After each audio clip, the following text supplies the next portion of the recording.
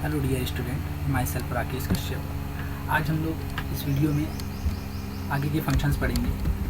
Now function तक हम लोग पढ़ चुके थे। ये सबसे पहले लेफ़्ट की बात करते हैं। यहाँ पे टेक्स्ट फंक्शंस हैं। फ्रैक्शनल फंक्शंस का क्या यूज़ है कि आप यहाँ पे जैसे यूज़ करते हैं, जैसे हमने लेफ़्ट यूज़ किया तो लेफ़्ट फंक्शंस में काम क्या होगा, जैसे आपने कोई टेक्स्ट लिखा, जैसे हमने यहाँ राहुल लिखा और राहुल के हमें कुछ कैरेक्टर्स चाहिए तो वो उतने कैरेक्टर हमें लेफ़्ट से रिटर्न कर देगा इस तरह से। सेम अगर आप राइट चलाते हैं तो राइट फंक्शंस में क्या करेगा, जब आप टेक्स्ट लिखोगे तो ये राइट से रिटर्न करेगा इस तरह से। राइट के कैरेक्टर आप उठा सकते हैं। अपर में क्या होता है, अगर आप कोई भी चीज़ लिखते हो, यानी कोई भी फंक्शन में अगर आप कोई भी चीज़ यहाँ पे टेक्स्ट लिखते हो, जैसे हमने यहाँ लिखा स्मॉल लेटर में, तो ये आपको कैपिटल लेटर में करके दे देगा। लोअर में क्या होगा, लोअर जब आप फंक्शन चलाओगे, लोअर फंक्शन में जो आपने कैपिटल लेटर में लिख रखा होगा वो स्मॉल लेटर में कर देगा इस तरह से। प्रॉपर में क्या होगा, प्रॉपर फंक्शन जब आप चलाओगे तो इसके अंदर जैसे आपने लिखा अमित कुमार, ये लिखा, देन इसके बाद एंटर किया, तो प्रॉपर में क्या होगा कि आपके जो वर्ड्स का वो फर्स्ट लेटर होगा वही कैपिटल आएगा। इसके बाद कॉन्केटिनेट की बात करते हैं। कॉन्केटिनेट की बात करते हैं। कॉन्केटिनेट जो होता है वो दो स्ट्रिंग्स को जोड़ने के लिए किया जाता है। जैसे कि हमने ये किया और जैसे हमने ये लिखा अमित लिखा और फिर इसके बाद इन्वर्टेड कॉमा, फिर कॉमा, फिर इन्वर्टेड कॉमा, फिर इसके बाद के लिए कुमार, फिर इसके लिए फिर एंटर, अमित कुमार आ गया। अब आपको स्पेस देना है यहाँ पे, तो ये आप यहाँ पे बीच में रखिए, इस तरह से स्पेस दे दीजिए, स्पेस हो जाएगा इस तरह से, अमित कुमार हो गया। अब आगे आता है इसी में रेप फंक्शन। रेप फंक्शन का क्या यूज़ है, रेप फंक्शन का यूज़ जो है, हम लोग रेप फंक्शन का यूज़ देखते हैं क्या है। रेप फंक्शन का यूज़ क्या है, अगर आपने जो भी वैल्यू लिख रखी, जैसे हमने यहाँ पे राहुल लिखा और राहुल को आपको रिपीट करना है, जैसे 5 या 2 टाइम या 3 टाइम जो भी है, तो वो आप रिपीट कर सकते हैं। यहाँ से आप जो भी है समथिंग कोई भी नाम आप यहाँ पे रिपीट कर सकते हैं इस तरह से। मिड में क्या होता है, जब आप मिड लिखते हो तो मिड में आप कोई भी वैल्यू आप फाइंड कर सकते हो मिड से। जैसे हमने यहाँ लिखा राहुल और इसके बाद हमने कॉमा, नंबर ऑफ कैरेक्टर हमने यहाँ दिया 2 से, और कितने कैरेक्टर उठाना चाहते हैं 3, तो इस तरह से आप यहाँ से मिड से कैरेक्टर उठा सकते हैं। तो इस तरह से आप यहाँ पे टेक्स्ट फंक्शन का यूज़ देख सकते हैं।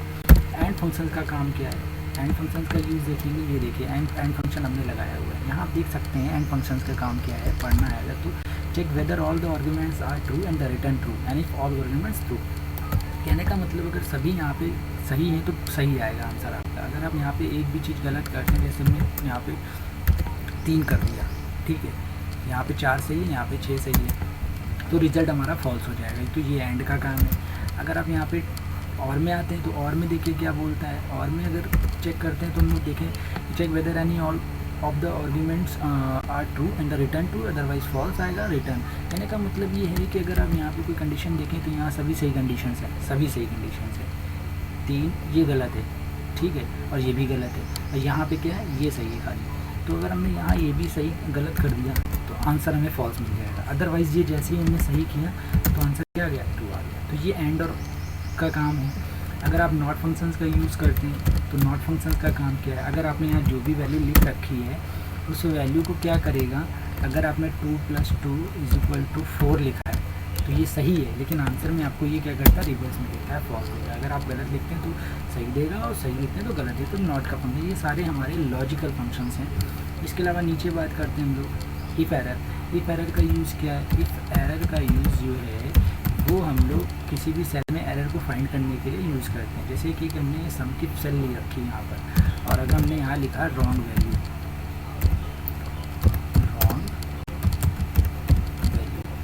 इस तरह से हमने लिखा आंसर, अभी तो सही आ रहा है 3, जब इस फॉर्मूले में कुछ गड़बड़ होगी तो अपने आप आंसर क्या करेगा, हमको गड़बड़ दे देगा, ये रॉन्ग वैल्यू। तो इसका मतलब जो सम फॉर्मूला में लगाया था वो गड़बड़ है, यहाँ पे कोई भी गड़बड़ होती है तो वो हमें वहाँ शो करेगा। तो इस तरह का आप इस तरह से यूज़ कर सकते हैं। नीचे आते हैं, इसी में हम लोग बात करते हैं वी लुकअप फार्मूला, जो कि सबसे इंपॉर्टेंट फार्मूला है। वी लुकअप फार्मूला एक्सेल का क्या यूज़ होता है? वी लुकअप फार्मूला का यूज़ जो होता है वो लोग वर्टिकली शीट में कहीं पर भी कोई भी वैल्यू को फाइंड करने के लिए यूज़ कर सकते हैं। जैसे हमारे पास एक रिकॉर्ड है नेम, सिटी और सैलरी का, हमें नेम के अकॉर्डिंग सिटी और सैलरी फाइंड करनी है, तो हम लोग वी लुकअप का यूज़ करेंगे। अब वी लुकअप का काम कैसे है, ये देखो, सबसे पहले हम लोग इफ एरर लगाएंगे। क्यों लगाएंगे? क्योंकि हमें अगर सेल में कोई गड़बड़ मिलती है तो वहाँ पे वो उसको ना बताए। फिर इसके बाद वी लुकअप लगाएंगे। वी लुकअप लगाने के बाद लुकअप वैल्यू सबसे पहले पूछ रहा है। लुकअप वैल्यू अपने अकॉर्डिंग, यानी अगर आप नेम के अकॉर्डिंग फाइंड करना चाहते हो आंसर, तो नेम के अकॉर्डिंग आप लोगे, ठीक है। तो नेम के अकॉर्डिंग हमने यहाँ रख लिया। फिर इसके बाद टेबल एरे, मतलब ये हमारी टेबल है, यहाँ से फाइंड करेगा। टेबल हमारी नहीं बदलेगी, इसलिए इसको FN के साथ F4 से लैपटॉप से हम लोग प्रेस करके फिक्स कर देंगे। डॉलर साइन से फिक्स करने से ये होगा कि आपका जो ये टेबल है वो शिफ्ट होने के बाद वो उसकी पोजीशन नहीं छोड़ेगा। देन इसके बाद कॉल इंडेक्स नंबर, यानी नेम के अकॉर्डिंग हमको सिटी या सैलरी फाइंड करनी है तो हम लोग निकालेंगे। तो ये सैलरी हमारी तीसरे कॉल इंडेक्स पर है यहाँ पर हमारी टेबल में, इसलिए यहाँ हम लोग 3 लिखेंगे। इसके बाद आता है आपका रेंज, यानी ट्रू एंड फॉल्स के अकॉर्डिंग अगर आपको जो भी आंसर देना है तो इसके अकॉर्डिंग हम लोग दे सकते हैं, यानी 0 और 1 लेते हैं यहाँ पे। अगर आपको एग्जैक्ट मैच कराना है तो 0 लेंगे, अप्रॉक्स मैच के लिए हम लोग आते हैं तो हमें यहाँ 1 देना होता है, तो 0 लेते हैं। फिर इसके बाद कॉमा लगाया और इफ एरर का हमने फार्मूला लगाया तो उसके लिए inverted comma, space, inverted comma and then enter, इस तरह से हमने लगाया। अगर आप यहाँ पे कोई नाम लिखते हैं इस रेंज का, जैसे हमने यहाँ लिखा विनय,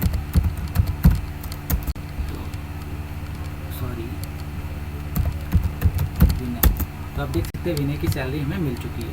तो इसी तरह से जब आप नीचे इसको ड्रैग करेंगे, जहाँ तक ड्रैग कर देंगे वहाँ तक ये फार्मूला आपको लगाने की ज़रूरत नहीं पड़ेगी। आप देख सकते हैं इस तरह से हमारे पूरी रेंज में लग चुका है। सेम इसी के लिए हम लोग जब आते हैं तो सिटी के लिए भी हम लोग इसी तरह से इसको लगा सकते हैं। फार्मूला को ड्रैग कर देंगे, कुछ नहीं करेंगे, केवल और केवल यहाँ पर आकर के हम लोग केवल नेम वाली सेल को हटा करके यहाँ सेलेक्ट कर लेंगे। इसके अलावा इसका जो पूरा फार्मूला यानी टेबल है वो यही होगी, उसको फिक्स कर देंगे। कॉल इंडेक्स यहाँ चेंज हो जाएगा क्योंकि अब की बार हमें सिटी निकालना है। देन इसके बाद इसको एंटर कर देंगे तो इस तरह से हमारी सिटी आ गई। अब आप देखेंगे सिटी को भी आप ड्रैग करके निकाल सकते हैं यहाँ से नीचे से। इस तरह से हम लोग यहाँ पर सीख सकते हैं।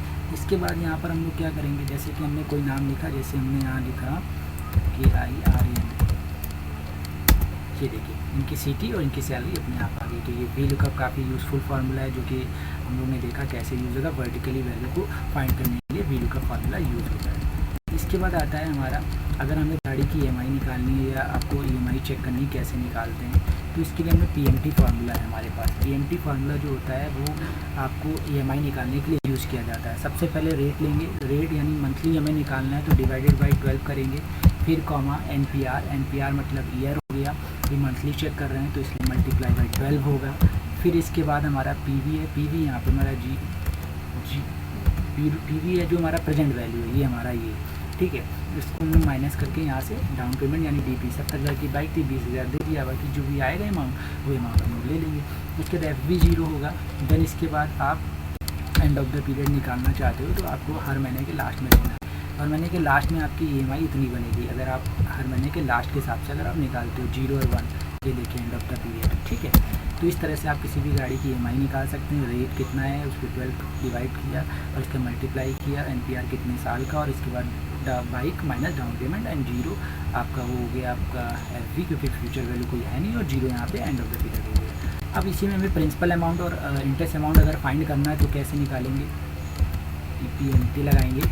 और PPMT में क्या है, सेम फार्मूला पूरा लगेगा, सेम फार्मूला हम लोग ले लेंगे, सीक्वेंस में पूरा चलेगा PPMT। देन इसके बाद हम लोग रेट ले लेंगे और रेट लगाने के बाद उसको डिवाइड बाई 12, फिर कॉमा, फिर ईयर, इसको मल्टीप्लाई बाई 12, सॉरी। इसके बाद आपका आएगा पर मतलब मंथ, कितने मंथ के अकॉर्डिंग आप पहले मंथ का हमें प्रिंसिपल चेक करना है तो 1 लिख लेंगे।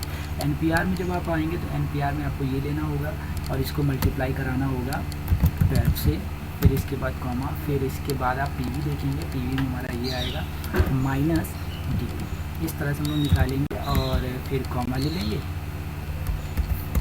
इसके बाद हम लोग यहाँ पे ये लेंगे और इसके बाद हम लोग कॉमा लगाएंगे 0, 0, फिर एंटर कर देंगे। इस तरह से हमारा प्रिंसिपल अमाउंट आ गया कि उसमें प्रिंसिपल अमाउंट कितना है। अगर इंटरेस्ट अमाउंट फाइंड करना है IPMT पहले मंथ का इंटरेस्ट अमाउंट फाइंड करने के लिए सेम फार्मूला हमारा, rate divided by 12 first month, फिर इसके बाद ये आपका मंथ हो गया मल्टीप्लाई बाई 12, फिर इसके बाद आपका ये वाइफ हो गया माइनस डाउन पेमेंट हो गया, फिर 0 मतलब आपका वी, फिर 0 लास्ट। इस तरह से आपने निकाला। अगर इन दोनों का आप समीशन देखेंगे तो पहले मंथ का समीशन यही है, तो पहले मंथ के टोटल के हिसाब से ये है। तो इस तरह से किसी भी गाड़ी की हम किसी भी चीज़ की EMI वगैरह निकाल सकते हैं। तो एक्सेल में आज हम लोगों ने काफ़ी फॉर्मूले देखे, यहाँ पे टेक्स्ट फंक्शन भी देखा, वी लुकअप का यूज़ देखा वर्टिकली वैल्यू को फाइंड करने के लिए, और सबसे इंपॉर्टेंट हमने यहाँ देखा EMI वगैरह कैसे निकालते हैं। तो एक्सेल के ये थे हमारे फंक्शंस। नेक्स्ट वीडियो में हम लोग आगे का पढ़ेंगे। धन्यवाद।